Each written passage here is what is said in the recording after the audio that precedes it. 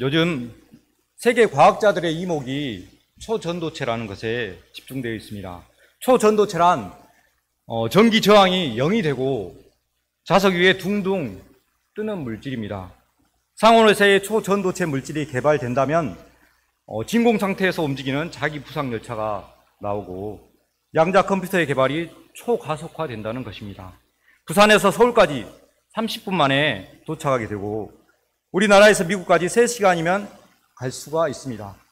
이런 초전도체 물질만 개발되어도 세계가 뒤집히고 돈과 명예가 쏟아져 나올 만한 능력과 힘이라는 것입니다. 그런데 오늘 나올 예수님의 능력은 이 초전도체보다도 더 놀랍습니다. 예수님은 스스로 무리를 걸어오셨습니다. 죽은 자를 살리시고 말씀으로 병을 고치셨습니다. 오늘 말씀에서는 말씀 한마디로 무화과나무가 하룻밤 만에 뿌리채 말라 죽었습니다. 이와 같은 예수님의 수많은 능력들을 행할 수 있는 비밀, 열쇠가 오늘 말씀에 있습니다. 하나님을 믿으라. 이 말은 우리에게 매우 친숙합니다. 이미 우리들은 오래전부터 하나님을 믿고 있습니다. 그런데 우리에게는 왜 능력이 나타나지 않는 것입니까? 어떻게 해야 전지전능하신 하나님의 능력이 나타나는 것입니까? 그것은 바로 하나님을 제대로 믿어야 하는 것입니다. 온전하게 믿을 때 하나님의 능력은 나타납니다. 오늘 말씀을 통하여 우리가 하나님을 온전히 믿음으로 하나님의 능력을 나타내는 새로운 한 해를 맞이할 수 있기를 기도합니다. 요 며칠 동안 예수님의 제자들은 많은 놀라운 일을 경험하였습니다. 예수님은 나귀 새끼를 타고 왕으로서 예루살렘에 입성하였습니다. 사람들은 예수님을 환영하며 외쳤습니다. 호산나 찬송하리로다 주의 이름으로 오시는 이여. 다음 날 예수님은 예루살렘으로 가던 길에 예수님은 잎사귀는 무성하지만 열매가 없는 무화과 나무를 저주하셨습니다. 무엇인가 먹을 것이 많을 듯 잎은 무성하였지만 아무것도 없는 나무였기 때문입니다. 이 무화과 나무는 이스라엘의 종교 지도자를 상징하는 것이었습니다. 당시의 종교 지도자들이 무화과 나무처럼 겉은 무성한 잎처럼 신앙생활을 잘하는 것처럼 보였습니다. 안식일도 지키고 11조도 하고 금식도 구제도 하였습니다. 그런데 사실은 그들이 하나님을 믿지 않고 그들의 속은 썩어 있었습니다. 그들은 탐욕과 교만과 거짓으로 가득 차 있었습니다. 예수님은 그들이 회개하고 하나님을 믿지 않으면 이 마른 무화과 나무처럼 심판받을 것을 경고하신 것입니다. 그런데 그들이 가다가 이 무화과 나무가 뿌리로부터 마른 것을 보았던 것입니다. 이에 베드로가 생각나서 예수님께 말하였습니다. 라삐요, 보소서, 당신이 저주하신 무화과 나무가 말랐습니다. 베드로는 예수님의 말씀의 능력에 정말 놀라워했습니다. 베드로는 항상 떵떵거리며 큰 소리를 쳤지만 그의 말에는 아무런 능력도 없었습니다.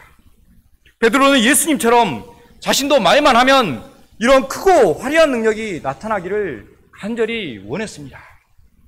예수님은 어떻게 반응하셨습니까? 22절, 23절을 다 같이 읽겠습니다. 시작. 예수께서 그들에게 대답하여 이르시되 하나님을 믿으라. 내가 진실로 너희에게 이르노니 누구든지 이 산더러 들리어 바다에 던져지라 하며 그 말하는 것이 이루어질 줄 믿고 마음에 의심하지 아니하면 그대로 되리라. 예수님은 베드로의 열정과 소망을 잘 알고 있었습니다. 예수님은 그가 영적인 능력을 갖고 싶어 한다고 책망하지 않으셨습니다.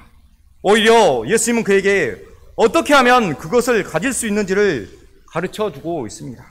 예수님은 특별한 방법이나 기술, 기법을 말하지 않으셨습니다. 오히려 예수님은 그에게 이 능력의 근원을 알려주고 계십니다. 하나님을 믿으라. 그것은 바로 전능하신 하나님이십니다. 전능하다는 것은 단지 능치 못함이 없는 정도가 아닙니다. 모든 만물들에 대해 하나님의 실제적인 통제권이 있다는 것입니다. 하나님의 권세에 저항할 수 있는 어떠한 것도 없다는 말입니다. 하나님의 손, 하나님의 통제를 벗어날 자는 아무도 없습니다. 하나님은 전능하시기 때문입니다. 이 전능하신 하나님은 어떤 분이십니까? 성경 말씀은 시작과 끝까지 일관되게 이 전능하신 하나님을 말씀하고 있습니다. 하나님은 아브라함에게 약속하실 때 그가 듣고도 믿지 못하자 이렇게 말씀하셨습니다. 여호와께 능하지 못한 일이 있겠느냐? 기한이 이를 때에 내가 내게로 돌아오리니 사라에게 아들이 있으리라.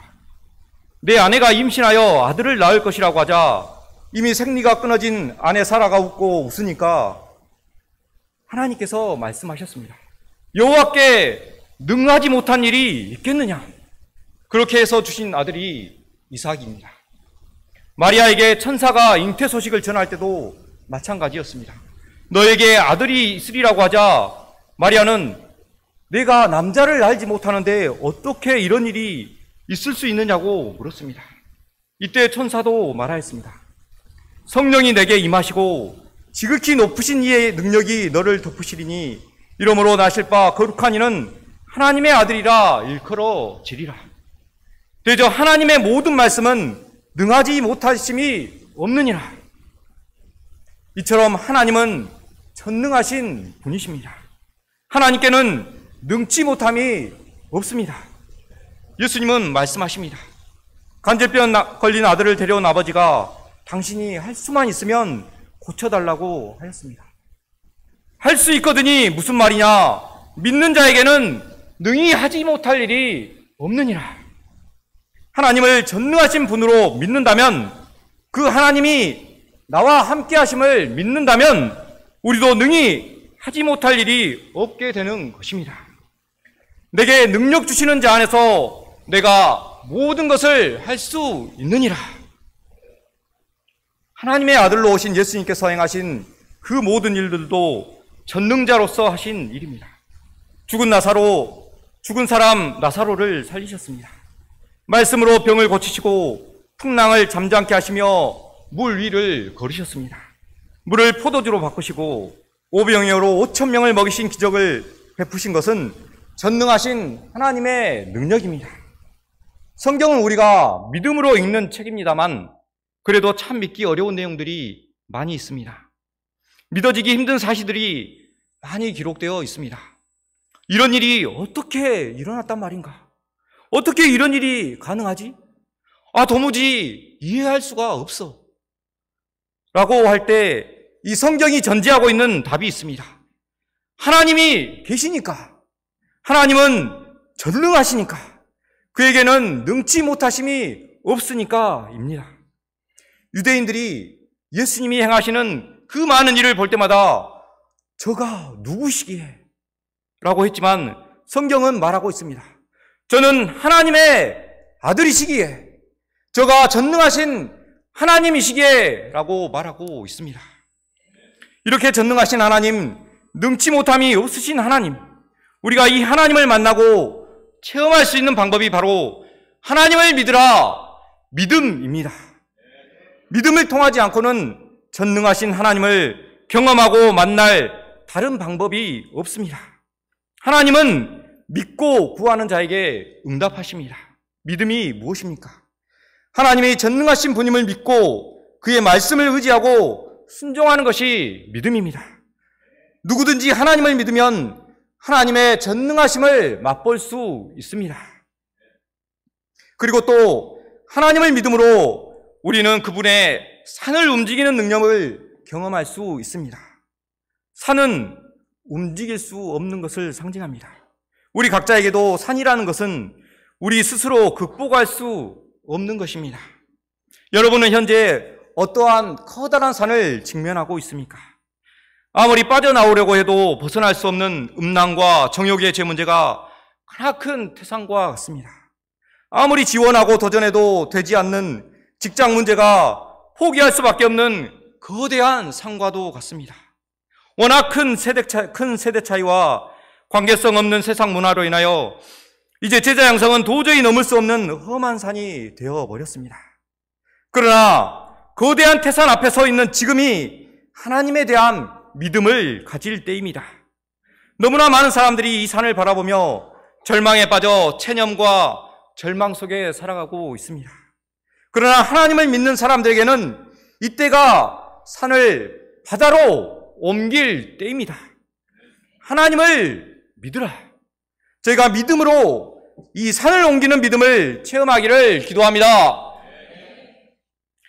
그런데 하나님에 대한 믿음을 가지려면 의심이라는 것을 극복해야 합니다. 22, 23절을 다시 한번 읽어보겠습니다. 시작. 예수께서 대답하여 이르시되 하나님을 믿으라. 내가 진실로 너희에게 이르노니 누구든지 이 산더러 들려 바다에 던져지라 하며 그 말하는 것이 이루어질 줄 믿고 마음에 의심하지 아니하면 그대로 되리라. 하나님을 믿으면 그에 따라 마음속에 의심이 생겨납니다. 의심하지 않으려고 노력할수록 우리 마음속에는 더 많은 의심이 생겨납니다. 이 의심은 도대체 어디에서 나오는 것입니까? 그것은 사탄이 심는 것입니다. 의심은 사탄의 강력하고도 치명적인 무기입니다. 사탄의 의심은 하나님에 대한 거짓말에 근거하고 있습니다. 세상은 사탄의 거짓말로 가득 차 있다는 것입니다. 이 의심을 극복하려면 하나님에 대한 믿음을 끊임없이 이어가야 합니다. 하나님이 어떤 분이신지 계속해서 상기해야 합니다. 하나님은 어떤 분이십니까? 하나님은 사랑이십니다. 하나님은 신실하십니다. 하나님은 우리를 항상 사랑하시고 우리를 위하여 일하십니다. 하나님이 세상을 이처럼 사랑하사 우리를 위한 속죄 제물로 독생자 예수님을 보내셨습니다. 우리는 하나님의 선하신 사랑과 이 은혜를 붙들어야 합니다. 우리가 하나님에 관한 사랑과 은혜를 붙잡을 때 이 의심을 극복할 수 있습니다. 예수님께서는 제자들에게 하나님을 믿으라고 이르신 후에 말씀하셨습니다. 그러므로 내가 너희에게 말하노니 무엇이든지 기도하고 구하는 것은 받은 줄로 믿으라. 그리하면 너희에게 그대로 되리라. 예수님은 우리에게 무엇이든지 기도하고 구하라는 엄청난 권한을 주셨습니다. 예수님은 우리가 우리의 모든 문제와 필요를 가지고 기도로 하나님께 나오기를 정말로 원하십니다. 예수님께서 귀신 들린 아기에서 귀신을 완전히 쫓아내시며 말하셨습니다. 이르시되 기도 외에 다른 것으로는 이런 종류가 나갈 수 없느니라. 우리가 원하고 해결해야 할 문제들이 얼마나 많이 있습니까? 우리는 믿고 기도해야 합니다. 2024년 기도 제목도 지금 준비해야 합니다. 기도 제목을 제출하려고 하면 마지못해 대충 적지 마시고 나의 가장 절실한 문제를 구체적으로 내세워야 합니다. 그리고 간절히 기도해야 합니다. 아마 곧 특세제를 시작할 것입니다. 특세제는 짜증이 아닙니다. 나의 기도 제목을 위한 간절한 부르짖음입니다. 우리가 잠깐의 피곤함을 무릅쓰고 믿음으로 기도하여 하나님을 깊이 체험하기를 기도합니다. 예수님은 25절에서 계속해서 이렇게 말씀하십니다. 서서 기도할 때 누구에게 혐의가 있거든 용서하라. 그리하여야 하늘에 계신 너희 아버지께서 너희 죄를 사하여 주시리라. 기도는 하나님과 올바른 관계를 맺는 것입니다. 동시에 하나님은 우리가 다른 사람들과도 올바른 관계를 맺기를 원하십니다. 그렇지 않으면 하나님은 우리의 기도에 응답하지 않으실 것입니다. 무자비한 종의 비유에서 보듯이 우리 죄인들은 결코 갚을 수 없는 10,000달란트, 즉 수백억의 금을 하나님께 빚진 사람에 비유됩니다. 그러나 하나님은 우리를 불쌍히 여기셨습니다. 우리의 모든 죄를 아무 조건 없이 용서해 주셨습니다. 실제로 다른 사람을 용서하는 것은 쉽지 않습니다. 우리의 노력으로는 불가능할 수도 있습니다. 그러나 우리가 예수님의 십자가 은혜를 기억할 때 그것은 언제나 가능해집니다. 예수님께서는 아버지 저들을 사하여 주옵소서. 자기들이 하는 것을 알지 못함이니이다 라고 기도하셨습니다. 예수님이 우리를 용서하신 것처럼 우리도 다른 사람을 용서해야 합니다. 오늘 말씀을 통해 다시금 전능하신 하나님을 알게 하심을 감사를 드립니다. 저는 살아온 인생에서 포기가 빠른 사람입니다. 안 될 것 같은 일은 빠르게 체념해버립니다. 나의 능력이 안 되고 나의 머리가 따라주지 않고 나의 몸이 따라가지 못하면 빨리 포기하는 것이 편하고 좋습니다. 어릴 때부터 있어온 부모님의 싸움도 어쩔 수 없는 나의 인생이고 극복할 수 없는 것이라고 생각해 버렸습니다. 그 대신 나의 머릿속은 공상 만화와 같은 나만을 위한 우주 비행선이 있기를 상상하였습니다. 소설 속에 초능력이 있는 것을 상상하고 원하였습니다. 그렇지만 이내 현실 속의 나로 빨리 돌아와야 했습니다. 현실 속의 나는 어떤 사람입니까? 사람들과 신나게 이야기하고 다른 사람에 관해 이야기하고 불만과 불평을 신랄하게 털어놓습니다. 내가 할 일은 최대한 쉽고 편하기만을 원합니다. 귀찮고 곤란한 문제들이 생기지 않기를 소망합니다. 나만 아니면 될 것 같습니다. 무슨 문제가 있거나 큰 일이 생기면 마음속에 두려움과 짜증으로 스트레스가 생깁니다. 이런 저의 인생에 하나님을 믿으라 하시는 이 말씀이 임하였습니다. 결혼을 하고 오랫동안 자녀가 없는 저의 마음은 그냥 없는 대로 살아가자는 생각이었습니다. 내가 어떻게 해볼 수 있는 것이 아니었습니다. 연주 목자님의 서러운 마음을 들어주며 마음이 아프고 슬프지만 내가 어떻게 해볼 수 있는 것도 아닙니다. 그런데 언제부터인가 이 몇 년 동안 이 하나님을 믿으라 말씀을 계속해서 요절로 잡고 억지로라도 믿어보고자 하는 마음이 생겼습니다. 히브리서에 나오는 사라의 믿음이 생각났습니다. 나이가 많아 단산하여서 하나님의 말씀에 웃었던 사라가 잉태할 수 있는 힘을 얻었다고 하였습니다. 시술을 하는 것은 의사이지만 그 수정체가 착상하고 성장하는 것은 의사도 할 수 없는 영역이었습니다. 오직 생명을 창조하시는 하나님의 능력이었습니다. 저는 사라가 단산하여도 임신하였는데 나에게도 그렇게 될 것만 같았습니다. 그래서 하나님을 믿으라 짧고 이 굵은 요절을 계속해서 붙잡았습니다. 포기할 만하면 또 붙잡았습니다. 그럴 때 저희 가정에 기적과 같은 아들이 임하였습니다. 하나님은 저희의 하나님을 믿는 믿음을 축복하여 주셨습니다. 하나님을 믿으라. 하나님을 믿을 때 전능하신 하나님은 역사하셨습니다. 그런데 이러한 과정 중에서 과연 될까? 하는 의심이 생겨났습니다. 되지 않으면 어쩔 수 없지 뭐. 나 같은 사람에게 그런 일이 생기려고. 되면 좋고 안 되면 말지 하는 불신이 안개처럼 올라왔습니다. 자녀 문제뿐만 아니라 연주 목자님의 아주 다양한 건강 문제, 아버지의 구원 문제에 있어서 안 되면 어쩔 수 없다는 생각이 끊임없이 올라왔습니다. 의심과 믿음은 끊임없는 싸움의 연속입니다. 기도 제목에 끊임없이 올리고 말씀을 하고 소감을 통해서 다시금 믿음을 새롭게 하고 그래야만 믿음의 불씨를 이어나갈 수 있었습니다. 그럴 때 하나님은 한 계단 한 계단씩 믿음으로 극복하고 올라가게 하셨습니다. 자녀 문제를 해결해 주셨고 수많은 질병도 하나하나 극복할 수 있는 힘을 주셨습니다. 도저히 영접하지 못할 것 같은 아버지도 하나님을 영접하는 은혜를 주셨습니다.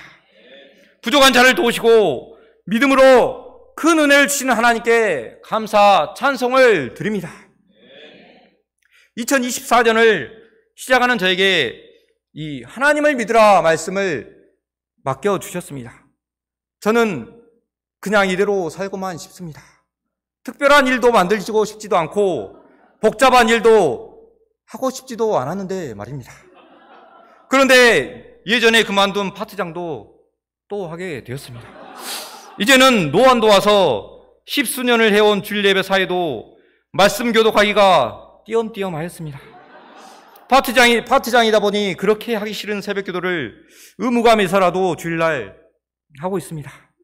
파티의 상황을 보면 학생들도 없고 거의 학사 과정밖에 없습니다. 이러한 상황에서 제자 양성은 물론이고 점점 쪼그라들어갈 수밖에 없게만 보입니다. 내가 무슨 능력이 있다고 이런 상황에서 무엇을 하겠습니까? 집에서 애들 간수하고 회사에서 내가 하는 일 하는 것만도 귀찮고 피곤할 지경인데 아무것도 할 수 없고 하고 싶은 마음도 생기지 않습니다. 그렇지만 이런 노인과 같은 제 마음에 능력과 새로운 자신감이 생긴다면 달라질 수 있습니다. 하나님은 말씀하십니다. 예수께서 그들에게 대답하여 이르시되 하나님을 믿으라. 전능하신 하나님은 능히 하지 못할 일이 없습니다. 나의 부족한 모습, 하기 싫은 모습, 능력 없는 모습은 하나님을 믿을 때 하나님의 전능하심이 더욱 드러날 것입니다. 하나님이 나를 통해 큰 역사를 이루실 하나님을 믿어야겠습니다. 하나님을 믿으라. 제가 전능하신 하나님을 믿을 때 신입생 한 양을 말씀으로 돕고 제자로 세울 수 있습니다. 하나님을 믿을 때 과연 상상하지 못할 귀한 역사가 일어날 것입니다. 그러므로 제가 하나님을 믿고 도전하기를 기도합니다. 제가 2024년 한 해를 하나님을 믿는 믿음을 굳건히 하여 하나님의 귀한 역사를 이어나가기를 기도합니다. 결론적으로 전능하신 하나님, 즉 강한 하나님이시며 능치 못함이 없는 하나님, 어떤 제재나 통제를 받지 않는 하나님이신데 나에게는 어떤 하나님이 되십니까?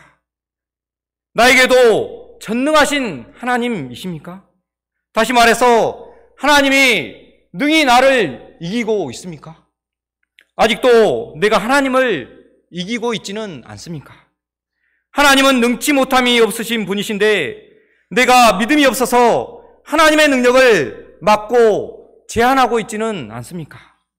하나님은 어제나 오늘이나 변함없이 나를 통제하고 주관하기를 원하고 있습니다. 나는 하나님의 통제와 주관하심을 어제도 오늘도 수용하고 살아가야 하는 것입니다. 그래야만 나에게도 전능하신 하나님이 되는 것입니다. 그래야 나도 하나님의 전능하심을 경험할 수 있고 하나님이 나로 인해 영광을 받으시는 것입니다. 이제부터 우리에게도 전능하신 하나님이 되기를 간절히 기도합니다. 새롭게 시작하는 2024년 한 해가 전능하신 주, 나의 하나님과 함께하는 시간이 되기를 간절히 기도합니다. 다 같이